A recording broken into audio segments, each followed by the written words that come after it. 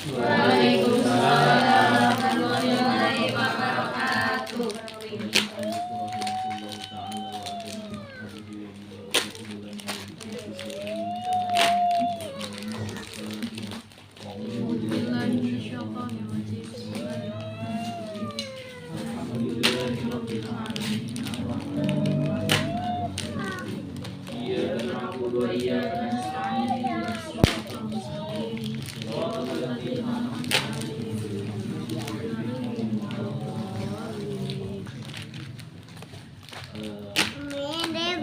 Kita sudah membahas tentang puasa dan secara hukum dan lain sebagainya sudah disampaikan. Maka sekarang kita sedikit mengulas sesuatu yang berhubungan dengan puasa juga, tapi dilihat dari segi batinnya. Maknanya jangan sampai puasa yang kita kerjakan menahan makan dan minum, sehingga dikatakan rubba shaimin laisa lahu min siyamihi illa al-ju' wal 'athas. Banyak orang puasa dan dia tidak dapat apa-apa dari puasanya kecuali lapar dan dahaga. Begitu juga ya, rubba qaimin laisa lahu min qiyamihi illa sahar. Banyak orang yang sholat malam tapi dia nggak dapat apa-apa dari sholat malamnya kecuali rasa lelah saja, letih. Hadis ini ada hubungannya dengan kegiatan kita selama di bulan suci Ramadan. Maka satu waktu ada seorang sahabat mendatangi baginda Nabi SAW karena merasa kasihan dengan dua wanita yang selalu berpuasa. Tapi selalu berpuasa sampai tubuhnya itu antara, ya kalau dalam bahasa Arabnya itu antara punggung dan dadanya itu hampir menempel, maknanya sangat kurus. Sangat kurus, tipis ya? Ya, sangat tipis, maknanya kurus.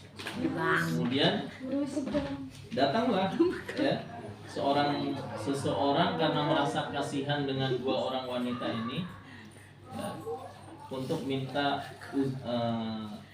keringanan. Maknanya ya Rasulullah, tolong dua orang itu jangan disuruh puasa karena sudah keadaannya tuh sudah seperti itu, sudah kurus gitu. Puasanya puasa sunnah. Maka baginda Nabi katakan sesungguhnya kedua orang itu tidak puasa. Kok bisa dikatakan nggak puasa padahal puasa sunnahnya baik, kalau begitu sekarang panggil dua orang lagi. Panggil dua orang itu. Maka baginda Nabi mengatakan muntahkan apa yang ada dalam perut kalian. Maka ini mukjizat ya, ini mukjizat baginda Nabi ya, dengan izin Allah akhirnya keluar dari mulut dua orang wanita itu daging segar. Daging yang segar. Padahal nggak makan daging. Gitu. Maka di kata baginda Nabi apa? Sesungguhnya dua orang ini nggak berpuasa. Memang secara zahirnya dia puasa, tapi dia tidak menahan dirinya dari riba, dari membicarakan keburukan orang. Maknanya begitu penting ya. Puasa bukan hanya menahan makan dan minum, tapi juga menahan diri dari hal-hal menahan diri dari hal-hal yang diantaranya tadi riba, kemudian sesuatu yang bisa menghilangkan pahala-pahala puasa. Maka pentingnya kita ketika di Ramadan punya tartibul awqat ya, punya urutan waktu, jadwal dari mulai bangun tidur sampai tidur lagi kita buat. Misalkan ya, bangun jam berapa? Jam 2:30 misalkan. Apa yang kita kerjakan? Tahajud. Setelah tahajud apa? Baca Al-Quran. Setelah baca Al-Quran apa? Berdoa. kemudian sahur. Setelah sahur apa? Berangkat ke masjid, sholat subuh berjamaah. Setelah subuh berjamaah apa? Berzikir sampai terbit matahari. Kalaulah perlu istirahat, setelah isyraq itu baru tidur. Karena makruh hukumnya tidur sebelum isyraq. Terus sampai malam lagi.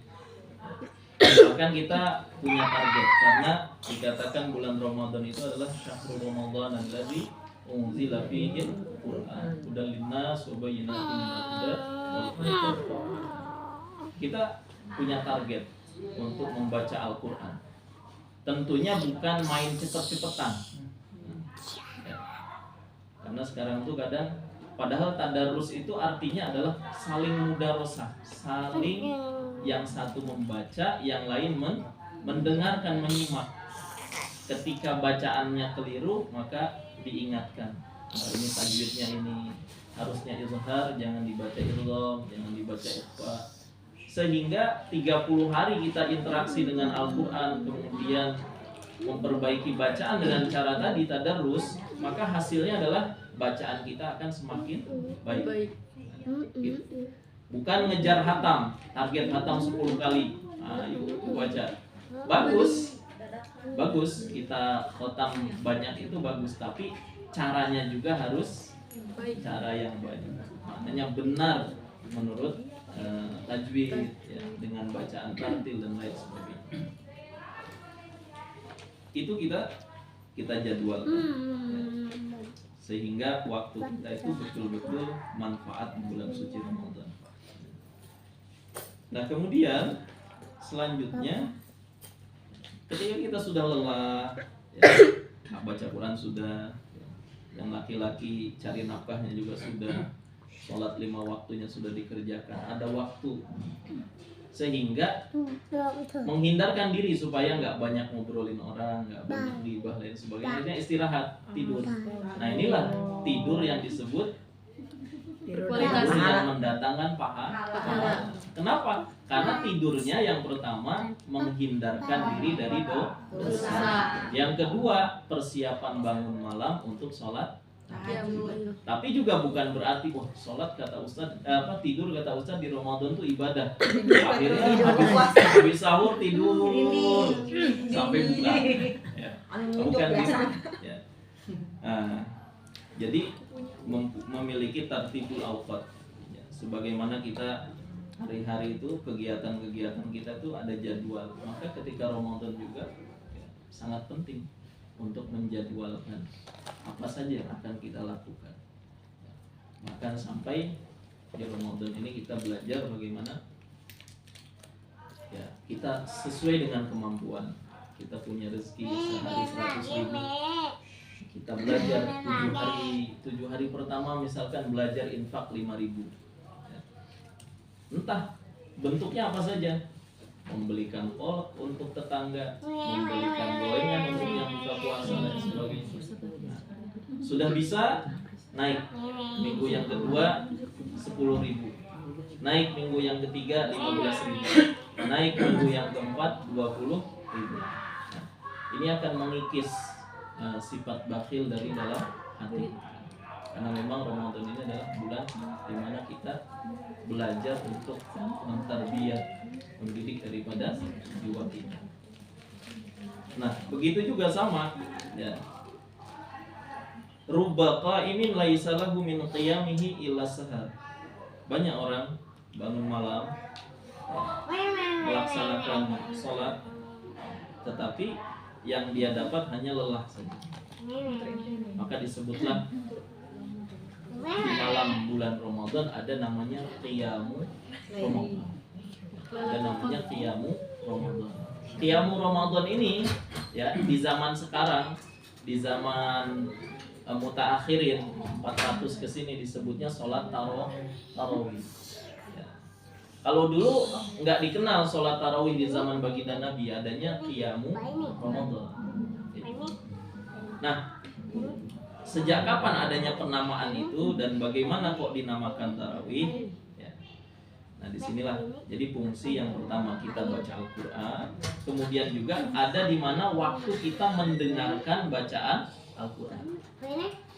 Maka di tempat-tempat yang sudah berjalan biasanya ya, di satu masjid yang sudah bagus jamaahnya dikerjakanlah sholat tarawih 1 juz setiap malam sehingga selama sebulan itu bisa khatmil Quran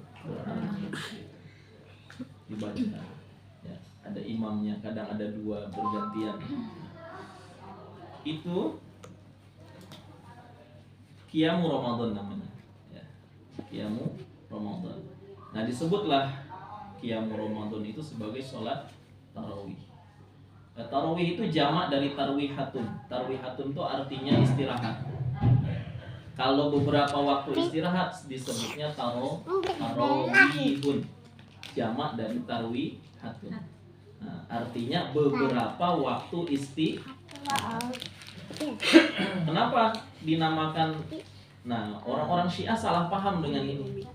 Sehingga mereka nggak sholat Qiyamul Ramadan, nggak sholat tarawih. Kenapa? Mereka mengatakan loh, artinya saja istirahat, ngapain sholat? Maka orang-orang Syiah itu nggak sholat tarawih. Bahkan mereka sampai di beberapa kitab disebutkan, kata Imam Malik, kalau ada pemimpin, ada imam pemimpin, maka wajib bagi dirinya untuk mengiklankan, mengumumkan di masyarakatnya untuk ya melaksanakan sholat sunnah tarawih karena pentingnya qiyamul Ramadan. Terus laksanakanlah qiyamul Ramadan, tarwihat. Kenapa disebut waktu istirahat? Nah, disinilah nanti kita bisa mengambil jalan. Ya, kadang ada yang sholatnya 8 rakaat ditambah 3 dengan witir, ada yang 20 rakaat ditambah 3 jadi 23 rakaat, ada yang 40 rakaat ya ditambah 3 jadi 43 rakaat. Ya. Seperti apa sih penjelasannya? Ya. Jadi tarawih itu beberapa waktu istirahat.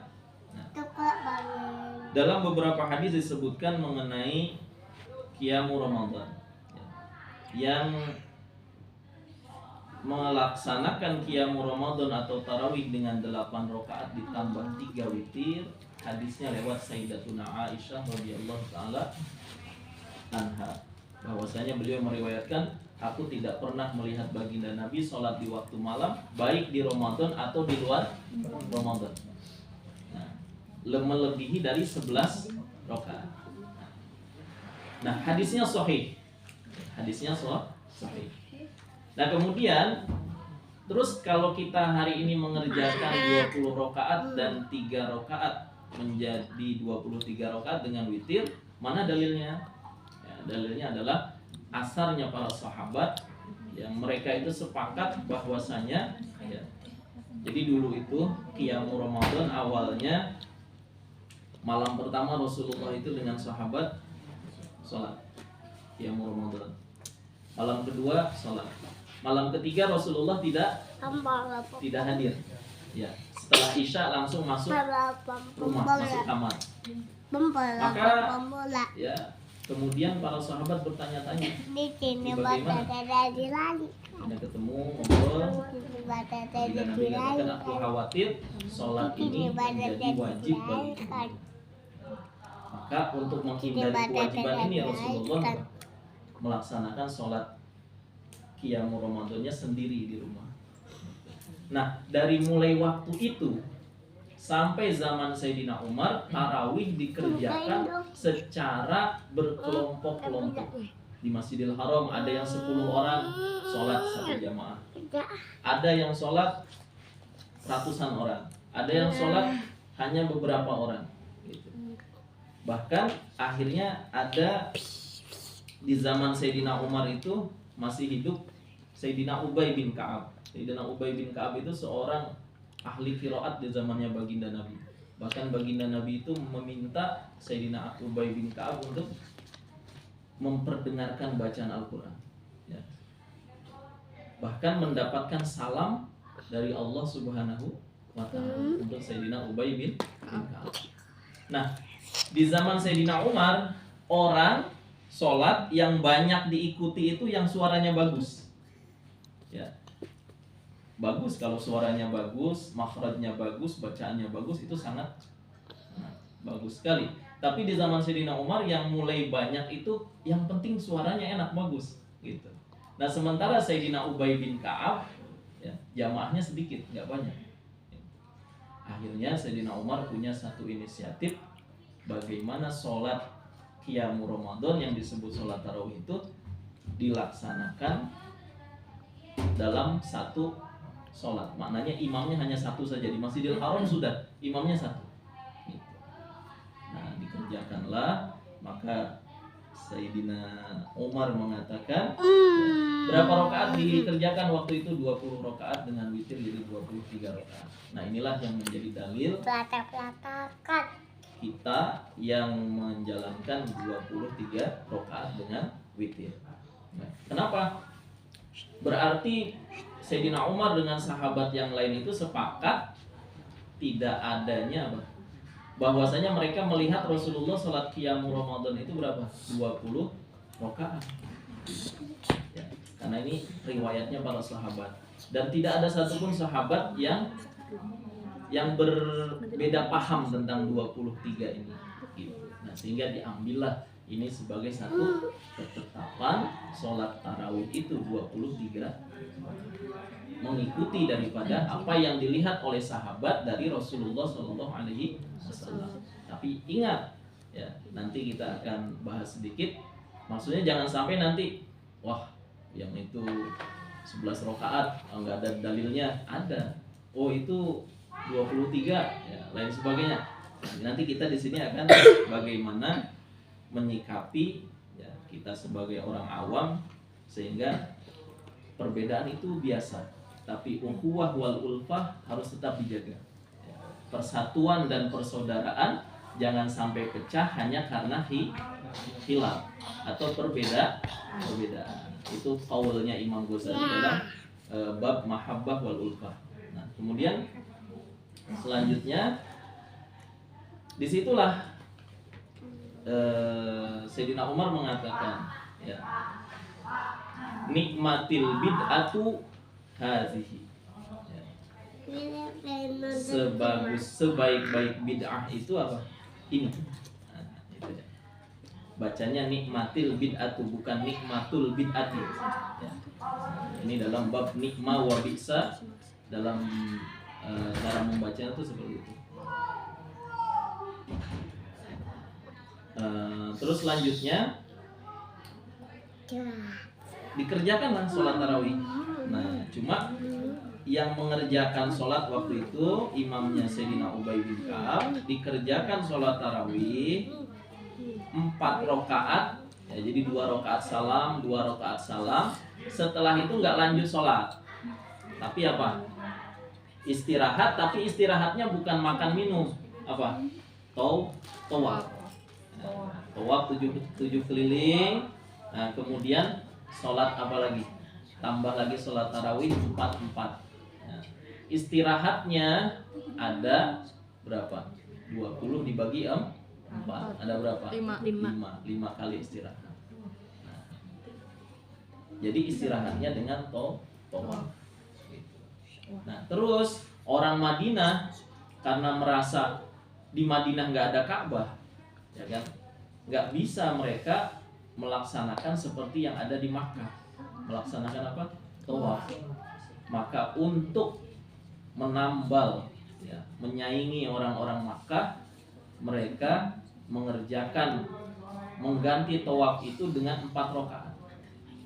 Jadi kalau 5 kali waktu istirahat dikali 4 berarti 20 tambah 20 40. Orang Madinah waktu itu sholat tarawihnya 40 rakaat ditambah witir 3 rakaat, 43 rakaat.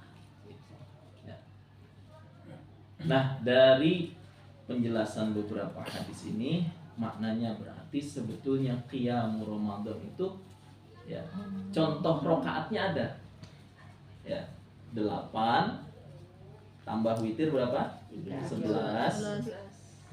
20 tambah 3 jadi 20. 40 tambah 3 jadi 43. Nah maknanya contoh ya, Ya, contoh rokaatnya ada. Tapi itu bukan batasan. La haddalahu. Sehingga kalau orang mau sholat malam tarawih, sholatnya 200 rokaat boleh? Boleh. Itulah yang dikerjakan oleh Imam Ahmad bin Hambal. Ya, beliau sholat semalam 200 rokaat, baik di Ramadan atau di luar Ramadan. Nah, jadi jelas dengan seperti ini berarti apa? Tidak ada lagi kita saling apa? Yang 23 menyerang ya, yang 11 menyerang yang 23 tidak ada. Dengan ini akhirnya kita, oh iya ternyata itu adalah dalilnya gitu kan. Tapi memang kalau kita fanatik, kita akan bela habis-habisan gitu. Yang 23 akan cari dalil 23, yang 8 akan cari dalil 8. Nah, sehingga terus. Nah, yang jadi masalah di kalangan awam itu adalah tidak bisa menyikapi perbedaan Dengan bijak. ya. Tidak, itu yang jadi masalah. Tapi kalau di kalangan ulama ya, perbedaan itu adalah sesuatu yang memang sudah terbiasa. Gitu. Tapi tanpa menghilangkan atau merusak persatuan dan persaudaraan. Nah, ini yang perlu kita pahami. Nah, terus tadi ya, maka dalam tarawih ya, sholat tarawih tadi ada waktu istirahat, dinamakanlah akhirnya sholatnya sholat tarawih. Nah, kalau kita habis sholat tarawih ya, misalkan kita mau sholat lagi, contohnya sholat tahajud ya, boleh silahkan ya. Yang nggak boleh itu 2 kali witir dalam 1 malam ya. Sudah witir sama siapa? Sama imam tarawih waktu sebelumnya. Terus kita sholat tahajud ya. Setelah tahajud jangan witir lagi. Gitu. Nah itu ya. Kalau kita belum witir ketika tarawih ya, nah witirnya nanti di akhir setelah tahajud. Terus kalau nggak tahajud cukup dengan qiyamul Ramadan cukup. Karena qiyamul Ramadan itu sudah apa? Sudah merupakan sholat malam. Maka ada namanya qiyamul lail ya, ada namanya tahajud ya. Kalau tahajud kan harus tadi ada persyaratan apa? Setelah tidur gitu kan. Wa minal laili fatahajjat bihi nafilatal lak. Asa ayyab asaka rabbuka maqama mahmud. Nah, kalau qiyamul lail itu apa? Salat malam. Contoh ada Imam Syafi'i, beliau sholat setelah Isya sampai subuh sholat, nggak tidur. Nanti sholat subuhnya sholat dengan wudhu sholat Isya, nggak batal. Ya. Walaupun mungkin ngantuk sedikit ya, tapi apa? Karena tidurnya dalam keadaan duduk, ya tidak membatalkan. Kemudian, ya Sayyidina Utsman. Sholat malamnya sholat witir 1 rakaat. Bacaannya apa? Al-Quran 1 khataman. 1 khataman Quran. Ya, Sayyidina Utsman 1 malam. Nah, itu dilakukan oleh. Nah, kita sholat tarawih. Nah, ya. Untuk bagaimana kita bisa memaksimalkan. Makanya para ulama punya takaran untuk orang awam ya, biasanya setidaknya bacaannya dari Al-Hakumut sampai An-Nas itu dibaca ya. Tapi ya jangan juga udah bacanya pendek-pendek ya Pak, ngebut juga gitu kan. Bahkan kita nyari ya Pak, nyari di jadwal. Oh ini mah ustadznya lama ini mah nih. Ya, 1 jam ini mah. Jam gitu kan. Ini yang 11. Padahal kita sedang belajar membiasakan diri kita untuk sholat malam dengan melaksanakan sholat tarawih. Ya setidaknya bacaannya itu, kalau bacaannya tartil ya itu enak, walaupun 1 juz juga tidak terasa. Dan harus dibiasakan, memang nafsu itu seperti itu ya, kita pengennya tuh cepet. Iya benar. Kalau lama sedikit sudah Aduh, udah pegel. Ngelarang mana kau tadi Ya, almarhum. ya. Tapi juga bacaannya juga tidak terlalu lama juga gitu ya. Intinya dengan bacaan tartil itu sebetulnya sudah standar gitu ya, sudah standar. Kemudian gerakan dan lain sebagainya. Ya, jangan sampai kadang Yasin, Allahu Akbar. Gitu kan. Ya. Imamnya udah lama. Walaupun misalkan ya memang imamnya misalkan pas ruku subhanallah sami Allahu liman hamidah. Tapi kan makmum ketika imam ruku, makmum baru mau. Ya kan? Imamnya bangun sami Allah. Makmumnya di tengah-tengah. Turun naik, turun naik aja kan. Nah, itu dibiasakan. Sehingga sholat kita betul-betul bukan hanya dapat capek dan lelah. Karena kata rubba qaimin laisa lahu min qiyamihi illa salat.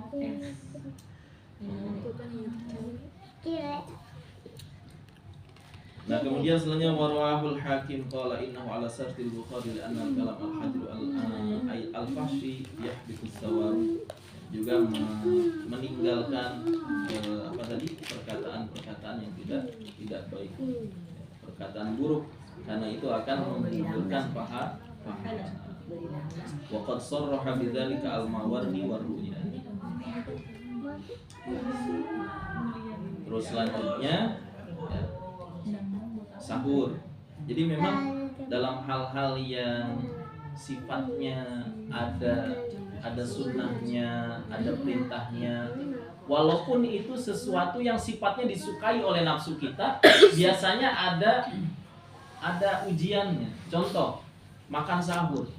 Sebetulnya kan kalau kita berbicara keinginan, kita tuh kalau namanya makan pasti pengen, pasti seneng.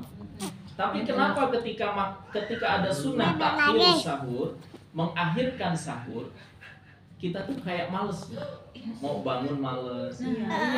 Terus kadang berpikiran sekalian aja lah sahurnya jam 12 malam gitu kan. Sekalian ini makan mie jam 11 gitu kan.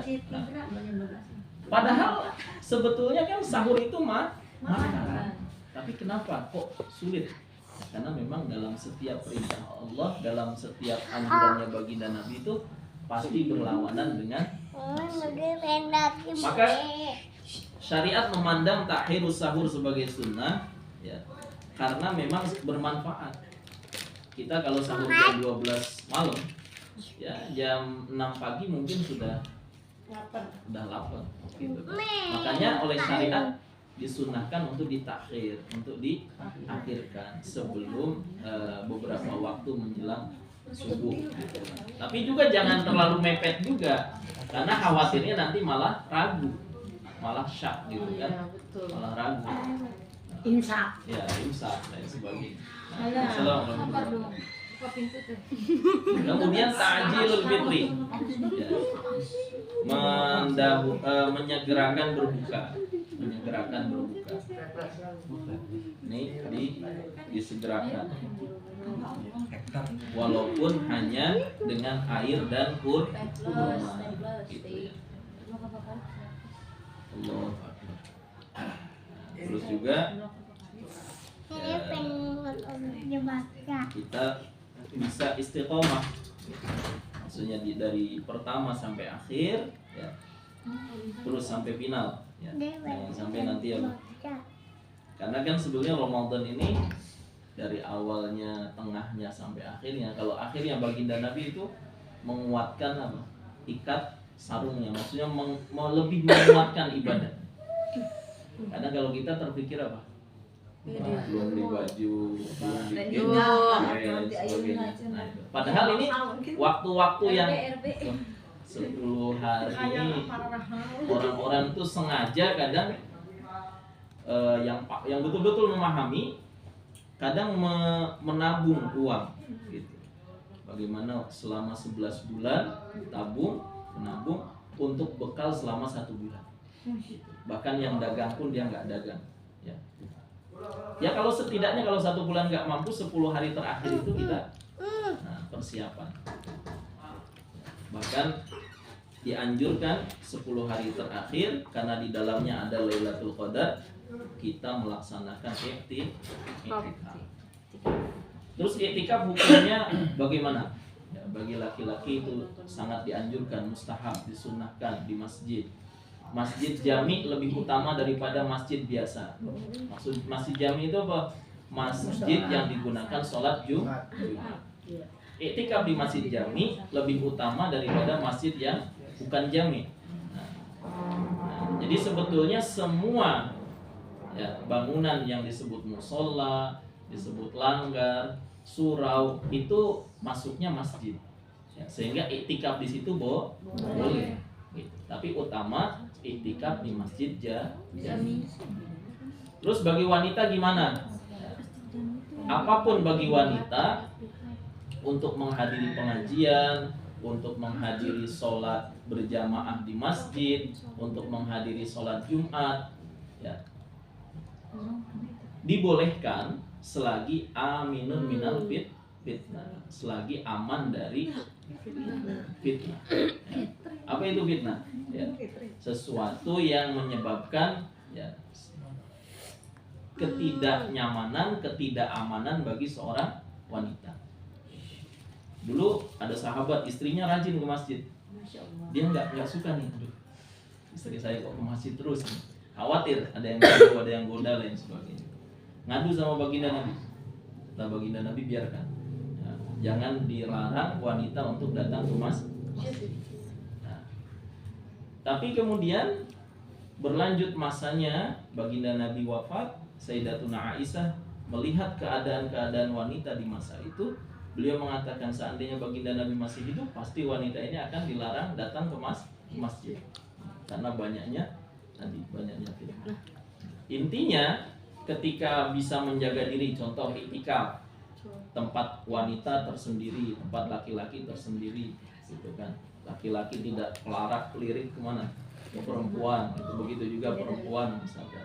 Nah, aman silahkan. Tapi ketika tidak aman, maka wanita lebih baik di rumah. Bagaimana iktikafnya wanita kalau di rumah? Iktikafnya wanita di rumah, maka penting kalau kita punya rumah sekecil apapun, buat satu ruangan 1x2 atau 2x2 untuk sholat. Disitulah musolahnya wanita. Di situ dibuat mengaji, di situ buat sholat sunnah, di situ buat baca Quran, di situ buat taklim. Gitu. Nah, boleh bagi wanita untuk iktikaf di tempat itu. Ya. Itu saja mungkin. Ada yang ditanyakan silahkan.